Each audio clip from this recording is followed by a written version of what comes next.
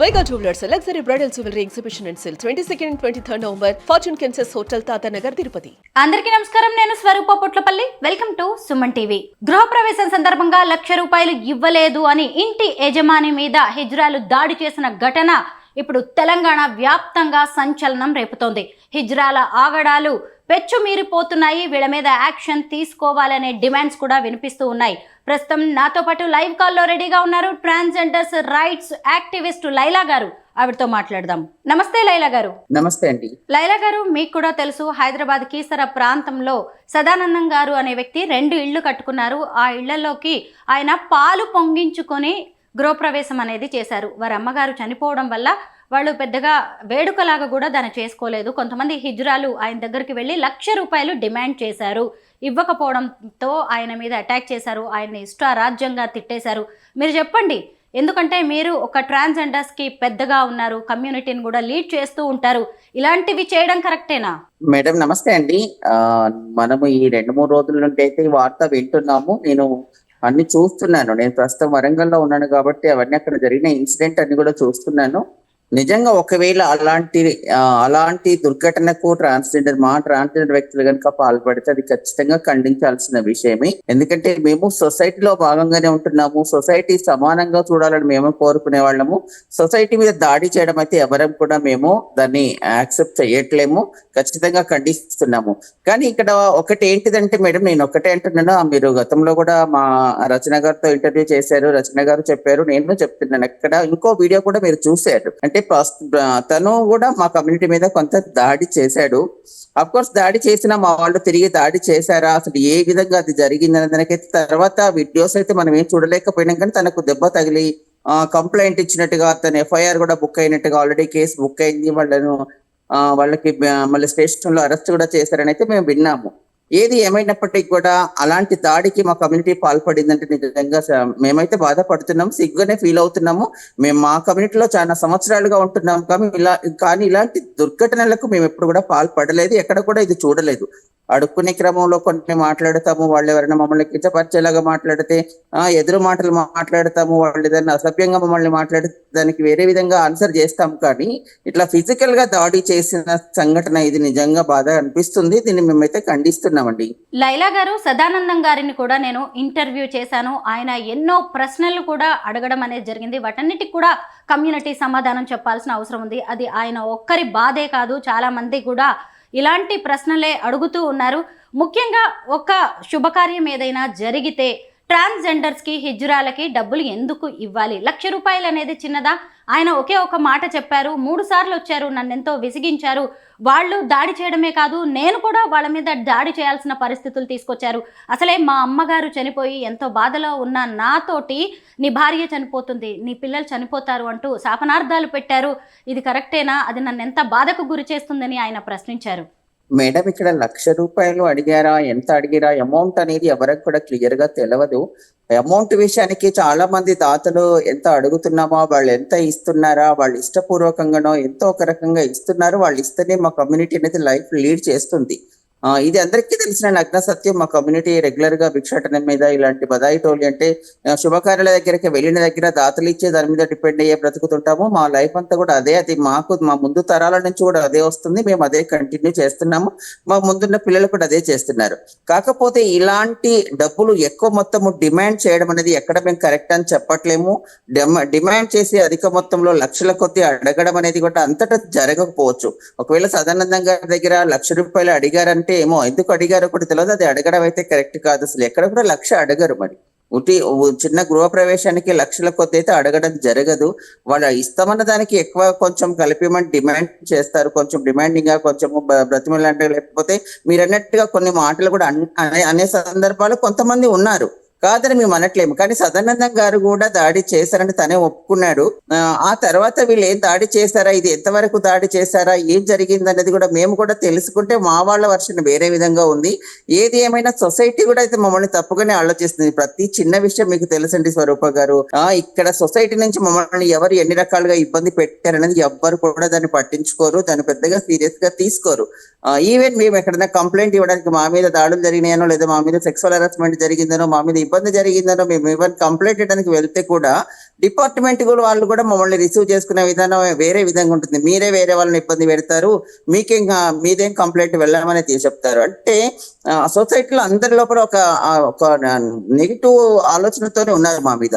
అలాంటి సందర్భంలో సదానందం గారు కూడా వెళ్ళి మా వాళ్ళు అడిగిన వెంటనే ఆయన వేరే ఆలోచనతో ఏమన్నాడో, ఏం గొడవ జరిగిందో, ఏది ఏమైనా నేను మా కమ్యూనిటీ వెనకేసుకొస్తున్నాను అని కాదు, కానీ ఒక సదానందం గారి సంఘటన బాధాకరమైన విషయం అయినప్పటికీ కూడా సొసైటీలో రెగ్యులర్ గా చూస్తున్నారు మా కమ్యూనిటీని ఎంతమంది ఎన్ని రకాలుగా ఇబ్బందులు పెడుతున్నారో. మీ సుమన్ టీవీ ద్వారా కూడా మేము చాలా ఇంటర్వ్యూస్ ఇవ్వడం జరిగింది, గ్రూప్ డిస్కషన్స్ కూడా జరగడం జరిగింది, మా వాళ్ళు ఎన్ని రకాల ఇబ్బంది పడుతున్నారు అన్నది. ఇప్పుడు దాన్ని ఇక్కడ మాట్లాడడం కరెక్టా కాదా, కానీ సదానందం గారి ఒకే విషయాన్ని గురించి మరి డిస్కస్ చేద్దామంటే సదానందం గారి మీద జరిగిన దాడిని అయితే మేము ఖండిస్తున్నాము. వాళ్ళు అమౌంట్ ఎంత అడిగారా, దాతలు ఎప్పుడు మేము అడిగిన డబ్బును బేస్ చేసుకోరు, కానీ మేము అనే మాటలో, మేము తిట్టే మాటలో, మేము పెట్టే ఇబ్బందిని కాస్త వాళ్ళు ఇబ్బందిగా ఫీల్ అవుతున్నట్టుగా ఇప్పుడు కొన్ని కామెంట్స్, కొన్ని వీడియోస్, కొన్ని వాళ్ళ నుంచి వచ్చే వాళ్ళ మాటలు చూస్తే మాకు అర్థం అవుతుంది. ఖచ్చితంగా అది మార్చుకోవాల్సిన అవసరం అయితే ఉంది మా దగ్గర. లైలా గారు, ఇప్పుడు ఆయన దాడిలో గాయపడ్డ హిజ్రాల విజువల్స్ కూడా మాకు వచ్చాయి, మీరు కూడా కమ్యూనిటీ నుంచి మాకు పంపించారు. అలాగే సదానందం గారికి ఎలా దెబ్బలు తగిలాయి అనేవి కూడా విజువల్స్ వచ్చాయి. ఈ రెండే కాకుండా అక్కడే ఉన్న సీసీ కెమెరాల్లో కూడా అసలు ఏం జరిగింది అనేది కూడా విజువల్స్ రికార్డ్ అయ్యాయి, అవి కూడా మేము చూపిస్తూనే ఉన్నాము. అయితే ఇప్పుడు సదానందం గారు ఆ తర్వాత కూడా ఫ్యామిలీతో అక్కడే కలిసి ఉంటారు, ఆయన సింగిల్గా ఉండాల్సిన పరిస్థితులు. ఇప్పుడు మీ వాళ్ళు చాలామంది దెబ్బలు తిన్నారు, డబ్బులు రాలేదనే బాధలో ఉన్నారు, కొంతగా బాగా నెగిటివ్ కూడా ట్రోల్ అవుతూ ఉన్నారు. అయితే ఇక మీదట ఆయన మీద ఏమైనా ప్రతీకార చర్యలకు పాల్పడే అవకాశం ఉందా? ఆయనకు ఎలాంటి హాని తలపెట్టరు మా కమ్యూనిటీ వాళ్ళు అని మీరు భరోసా ఇవ్వగలరా? మేడం, ఇది ఇప్పుడు జరిగిన మొదటి సంఘటన కాదు, ఇది లాస్ట్ రెండు సంఘటనలు కాదు. మా మీద వందలాది వేలాది మంది మా మీద దాడులు జరిగిన సందర్భాలు ఉన్నాయి. మేమెవరి మీద ప్రతీకారంగా దాడులు చేసిన సందర్భాలు మీరు కూడా మీడియా పరంగా మీరు ఎన్నో సంవత్సరాలుగా మీడియాలో ఉంటున్నారు, మీరు కూడా చూస్తున్నారు. మా మీద వందలాది మంది దాడులు చేసినా మేము వాటి నుంచి కాముగా వచ్చేసి అది అక్కడితో మా కర్మానుకం వదిలేసుకునే మా కమ్యూనిటీ మేము అంతగా పగలు ప్రతీకారాలు పెట్టుకొని మళ్ళా తన కోసం ప్రత్యేకంగా వెళ్ళి దాడులు చేస్తారని అంటే మేము ఇలాంటిది అయితే జరగదు. మా కమ్యూనిటీ నుంచి అలాంటి ఏమీ జరగదు. మేము తనకు నిజంగా భరోసా ఇవ్వగలుగుతాము అది ఆ మాటలలో. ఎందుకంటే మేము అందరికీ తెలుసు, మేము ఫ్యామిలీకి దూరం అయిపోయి ఎక్కడో ఒక రకంగా బ్రతికే క్రమంలో ఇలాంటి కొంతమంది వ్యక్తులు మా కమ్యూనిటీ ఈ సంఘటన చేపట్టి నిజంగా కూడా మా కమ్యూనిటీ వాళ్ళు చాలా మంది తలదించుకునే పరిస్థితి ఏర్పడింది. ఎందుకంటే ఎన్నో సంవత్సరాలుగా ఒక విలువతో కూడిన బ్రతుకుతున్నటువంటి మా కమ్యూనిటీ వాళ్ళు కూడా ఈ సంఘటనను బేస్ చేసుకొని అందరూ మాట్లాడే విధానాన్ని చూస్తుంటే, ఈ సోషల్ మీడియాలోను వస్తున్న విషయాలు చూస్తుంటే చాలా సిగ్గుగా ఫీల్ అవుతున్నాము. చాలా మంది మమ్మల్ని రెస్పెక్ట్ చేసే వాళ్ళు ఉన్నారు, మాకు నమస్కారాలు చేసే వాళ్ళు ఉన్నారు, మమ్మల్ని గౌరవించే వాళ్ళు కూడా ఉన్నారు. అలాంటి వాళ్ళ దగ్గర కూడా మాకు ముఖం చాటేసుకొని తిరగాల్సిన పరిస్థితి వస్తుంది ఇప్పుడు అనిపిస్తుంది. కాబట్టి మళ్ళీ పిల్లలు ఇలాంటి సంఘటనలు చేస్తారని అయితే మేము అనుకుంటలేము. ఖచ్చితంగా అలాంటివి జరగకుండా మాకు గురువులు అనే ఒక సిస్టమ్ ఉంటుంది, ఆ సిస్టమ్ ప్రకారం వాళ్ళ మీద మేము ఖచ్చితంగా ఈ యాక్షన్ అయితే తీసుకుంటాము. అలాంటి సంఘటన జరగదని మేమైతే హామీ ఇవ్వగలుగుతామండి. స్వరూప గారు, లైలా గారు, ఒక మనిషి మగాడిగా పుట్టి ఆడవాళ్లుగా మారడం, ఆడవాళ్ళుగా పుట్టి మగవాళ్ళుగా మారడం అంటే సృష్టికి ప్రతి సృష్టి చేయడం చిన్న విషయం కాదండి. కానీ వాళ్ళు ఈ క్రమంలో అనేక వేదనకి గురవుతూ ఉంటారు, వాళ్ళని అర్థం చేసుకునే వాళ్ళు కూడా ఉండరు, కుటుంబ సభ్యులు కూడా వెలివేస్తూ ఉంటారు. అలాంటి టైంలో మీలాంటి ట్రాన్స్ కమ్యూనిటీ పెద్దలు దగ్గరకు తీసుకుంటారు. వాళ్ళు సర్జరీస్ చేయించుకోవడానికి కావచ్చు, లేదు అంటే తమను తాము ఆడవాళ్ళుగా మగవాళ్ళుగా మార్చుకోవడానికి ఎంతో ఖర్చు అవుతూ ఉంటుంది. దీనికోసం డబ్బులు ఎవరిస్తారు, ఎక్కడికి వెళ్ళి ఎవరిని అడగగలరు? ఈ క్రమంలోనే వాళ్ళు భిక్షాటన అనేది చేస్తూ ఉంటారు. కానీ అదనేది ఎలా ఉండాలి, కొంత ప్లీజింగ్గా ఉండాలి, రిక్వెస్టింగ్గా ఉండాలి. రాను ఇది ఎలా అవుతుందంటే గుంపులుగా మారిపోయి ఎక్కడ ఏ చిన్న ఫంక్షన్ జరిగినా కానీ ఆశీర్వాదం ఇవ్వాల్సింది పోయి శాపనార్థాలు పెట్టడం, తిట్టడం, అసలు అసభ్యంగా ప్రవర్తించడం. నేను ఇందాక సదానందం గారి ఇంటర్వ్యూలో కూడా చెప్పాను లైలా గారు, మా బాబాయ్ ఇంట్లో పెళ్లి జరుగుతుంటేనే కొంతమంది వచ్చి గుంపుగా ఎలా బిహేవ్ చేశారంటే నేనే కళ్ళారా చూశాను. సో ఇలాంటి టైంలో ఎవరైనా ఎలా సమర్థించగలరు? అసలు ట్రాన్స్జెండర్స్ని అర్ధనారీశ్వరుల స్వరూపంగా చూస్తాము, గౌరవ మర్యాదలు కూడా ఇస్తూ ఉంటాం. అలాంటి వాళ్ళు ఇలాంటి చర్యలకు పాల్పడితే రోజు రోజుకి వాళ్ళ మీద ఇంకా నెగిటివ్ ఇంప్రెషన్ పెరుగుతుంది కదా. నేను రచన గారికి చేసిన ఇంటర్వ్యూని ఫేస్బుక్లో పోస్ట్ చేస్తే 800 కామెంట్స్ వచ్చాయి లైలా గారు. 800 కామెంట్స్లో ఒక్కటి కూడా హిజ్రాలు ట్రాన్స్జెండర్స్కి పాజిటివ్గా రాలేదు. మీరు చెప్పండి, సమాజం వీటన్నిటిని ఎంత నెగిటివ్గా తీసుకోబోతోంది? ఇకనైనా ఎలాంటి మార్పును మీరు ఆస్వాదించబోతున్నారు? కొత్త వాళ్ళు చాలామంది కమ్యూనిటీలోకి వస్తున్నారు, మీలాంటి వాళ్ళ గైడెన్స్ చాలా అవసరం. ఇక మీదట మీ అడుగులు ఎలా ఉండబోతున్నాయి? స్వరూప గారు, ఫస్ట్ మీరు అన్నారు కదా, ఇక్కడ సర్జరీస్ చేయించుకోవడానికో దేనికి డబ్బును సంపాదించడానికో భిక్షాటన చేస్తున్నారు అన్నారు కదా, దాన్ని మేము యాక్సెప్ట్ చేయట్లేదు, దాన్ని ఖండిస్తున్నాం. ఎందుకంటే బ్రతకడం కోసం చేస్తున్నారు మా వాళ్ళు భిక్షాటన అనేది. అంటే ఇప్పుడు జరిగిన ఈ సంఘటనలను బేస్ చేసుకొని మనం మాట్లాడుతున్నాం, కానీ అసలు మేము మా కుటుంబాలు మమ్మల్ని అర్థం చేసుకోకుండా మా నడక మా ప్రవర్తనలో అవహేళన చేసి మమ్మల్ని ఇంట్లో నుంచి వెళ్ళగొట్టిన తర్వాత మేము బయటికి వచ్చిన తర్వాత మాకు ఆల్టర్నేట్ లేదు, మాకు బ్రతకడానికి సొసైటీ నుంచి మాకు యాక్సెప్టెన్స్ లేదు. ప్రభుత్వాలు మా గురించి ఎలాంటి స్కీమ్స్ కానీ అలాంటి ఏం షెల్టర్ హోమ్స్ కానీ అలాంటి ఏమీ లేవు. అలాంటి సందర్భాల్లో ఆల్రెడీ మాకు ఎస్టాబ్లిష్ అయినటువంటి మా కల్చర్ ఉంది, హిజ్రా కల్చర్ ఉంది. హిజ్రా కల్చర్ దగ్గరికి వెళ్ళి గురువుల దగ్గర వెళ్ళి వాళ్ళ దగ్గర వాళ్ళు అంతకు ముందు ఎలాంటి పనులు అయితే చేస్తుంటారో అదే పనిలో మేము కంటిన్యూ అవుతూ మాకు ఎలాంటి ఉద్యోగం కానీ ఉపాధి కానీ పనులు కానీ అలాంటివి లేవు. కాబట్టి కంపల్సరీ పరిస్థితుల్లో భిక్షాటన కానీ లేదా సెక్స్ వర్క్ కానీ అలాంటి కొన్ని పనులు చేస్తూ లైఫ్ లీడ్ చేస్తున్నాం. అంతేకాని సర్జరీ అనేది డబ్బు సంపాదించాలనేది ఇక్కడ మెయిన్ అనేది కాదు. మేము జీవించే క్రమంలో మా బాడీ లోపల ఉన్న కొన్ని మార్పులకు అనుగుణంగా మేము మారాలి కాబట్టి దానికి సర్జరీలు అవసరం కాబట్టి మేము దాంట్లో పొదుపు చేసిన దాంట్లో మేము ఎట్లా దాన్ని సేవ్ చేసుకోవాలి, మాకు పెద్దవాళ్ళు ఎలా సపోర్ట్ చేస్తారు, అది సర్జరీకి అయ్యే ప్రాసెస్ అండి. దానికి డబ్బుకు అడుక్కునే దానికి అయితే డిమాండ్ చేయడానికి సంబంధం లేదు. ఫస్ట్ ఆఫ్ ఆల్ ఇది మీకు క్లారిటీ కావాలి. సెకండ్ వన్, మీరు అన్నారు కదా ఇంకా సొసైటీలో అందరూ కూడా 800 కామెంట్స్ వచ్చినాయి అవన్నీ నెగిటివ్ అంటున్నారంటే, ఇప్పుడు ఈ సంఘటన బేస్ చేసుకొని మీరు మాట్లాడుతున్నారు. సోషల్ మీడియాలో చాలా వస్తుంది కాబట్టి అందరూ కూడా ఆ వీడియో అలాంటిది, ఆ ఇంటర్వ్యూ అలాంటిది. ఎందుకంటే దాన్ని మేమేం సమర్థించట్లేము. ఖచ్చితంగా ఆ సంఘటన మేము కూడా ఖండిస్తున్నాము. సొసైటీ నుంచి వచ్చే కామెంట్స్ ని కూడా మేము యాక్సెప్ట్ చేస్తున్నాము. ఎందుకంటే మా వాళ్ళు అక్కడ దాడి చేశారని క్లియర్ గా తెలుస్తుంది. అక్కడ FIR కూడా బుక్ అయిపోయింది. దానికి సంబంధించిన స్పెషల్ ఇంటర్వ్యూ కాబట్టి దానికి సంబంధించిన కామెంట్స్ అలాగే వస్తూ ఉంటాయి. ఇక్కడ మీరు ఓన్లీ ఒక సంఘటనను బేస్ చేసుకునే చూస్తున్నారు, ఒక ఇంటర్వ్యూని బేస్ చేసుకునే చూస్తున్నారు స్వరూప గారు.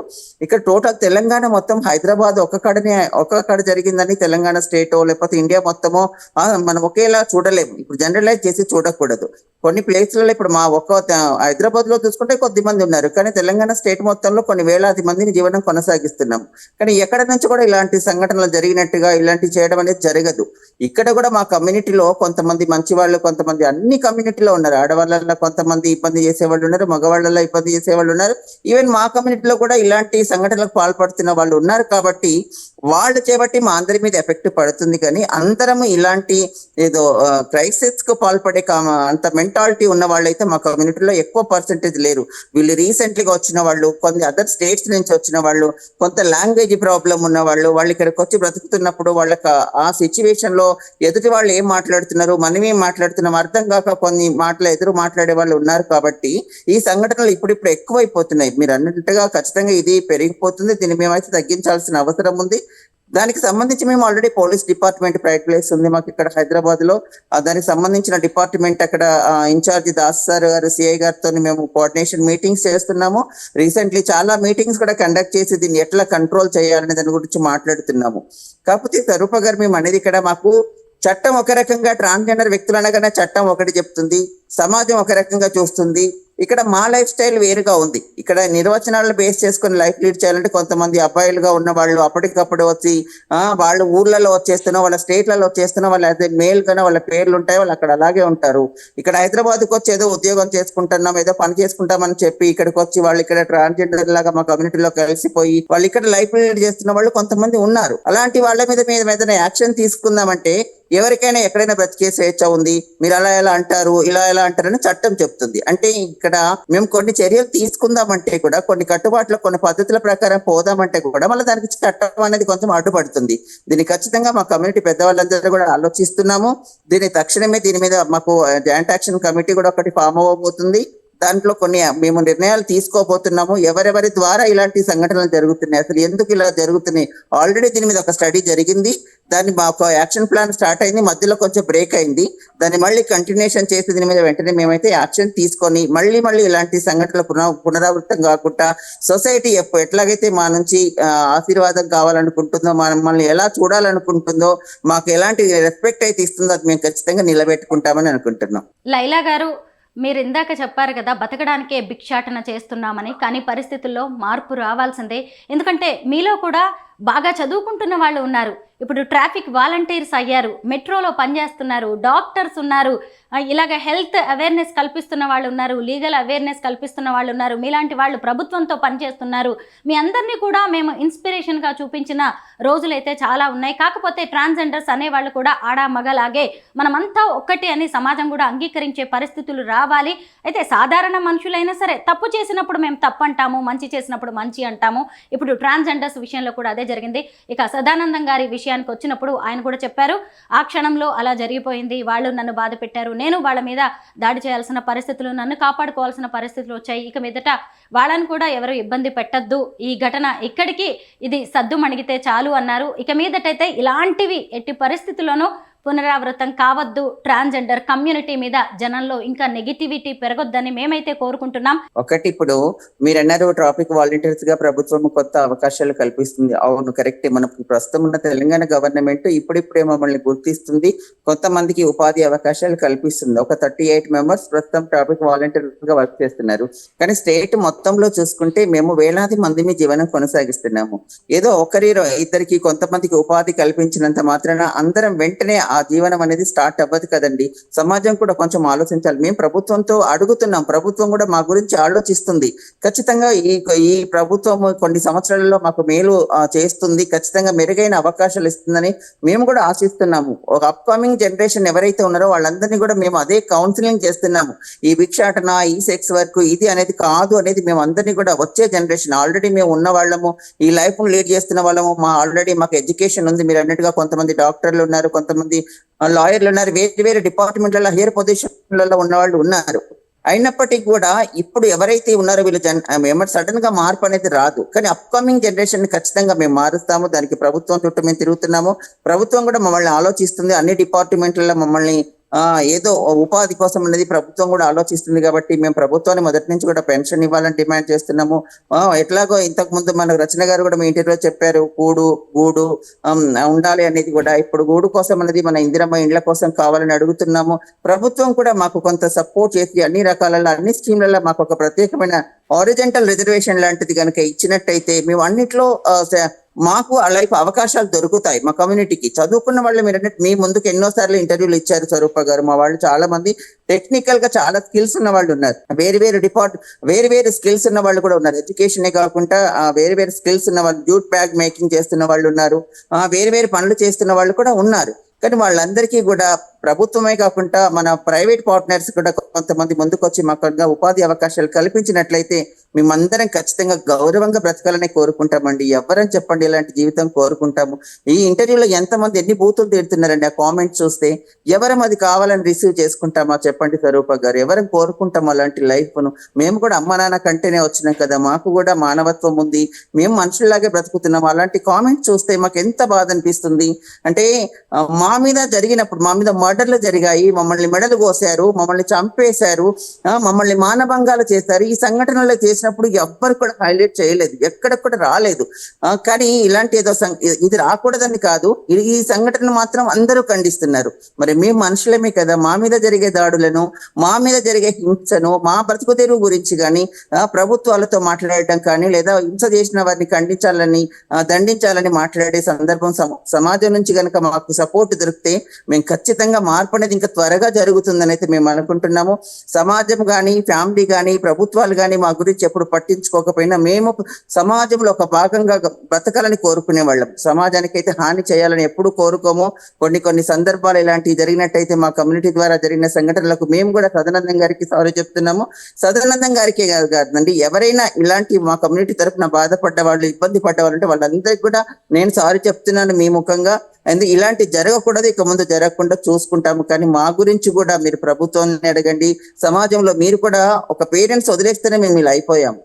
మమ్మల్ని పేరెంట్స్ కనుక సపోర్ట్ చేసి వాళ్ళ మిగతా పిల్లల్లాగే మమ్మల్ని పెంచుంటే మమ్మల్ని కూడా ఆదరించి ఉంటే మేము చదువుకునే వాళ్ళము, మేము ఉద్యోగాలు చేసేవాళ్ళము, లేదా మేము వేరు రంగాలలో బ్రతికే వాళ్ళకి కానీ ఇలా అందరితోని మాటలు పడే సిచ్యువేషన్ మాకు రాకపోగదండి.